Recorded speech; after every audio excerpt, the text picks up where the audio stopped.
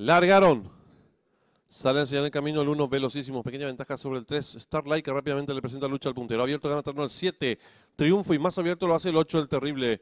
Los competidores están descontados los primeros 300 metros de la prueba. El número 7, Triunfo. 2 cuerpos y medio de ventaja sobre el 8, el Terrible. Tercero se desempeña el número 3, Starlight. Cuarto viene accionando por fuera el número 6, Muñeco. En la quinta ubicación lo hace el 5, Vodka Puro. Los competidores en los últimos 700 metros, el número 7, Triunfo. Firme la delantera. Lo hace con 4 cuerpos y medio de ventaja sobre el número 8, el Terrible. Tercero por dentro lo hace el número 3, Starlight. Cuarto mejorando lo hace el número 2, Black Explicit. Está en la recta final. Últimos 400 metros para el disco. El número 7, Triunfo, intenta la disparada. Lo hace con 2 cuerpos y medio de ventaja sobre el número 8, el Terrible. Tercero se desempeña el participante, el número 3, Starlight. Descuenta ya los últimos 300 metros para el disco. El número 7, Triunfo. 2 cuerpos y medio de ventaja ahora sobre el número 2, Black Explicit. Abierto se desempeña el 5, Vodka Puro. Descuenta ya los últimos 150 metros para el disco. El número 7, Triunfo. 2 cuerpos de ventaja sobre el número 5, Vodka Puro, que va en su búsqueda. Últimos 50 metros de carrera y lucha en la delantera. El número 7, Triunfo. Pequeña ventaja sobre el 5, pocos metros para el disco. El número 5 por fuera, Vodka Puro. Cabeza de ventaja sobre el número 7, tercero el 6, y cruzaron el disco.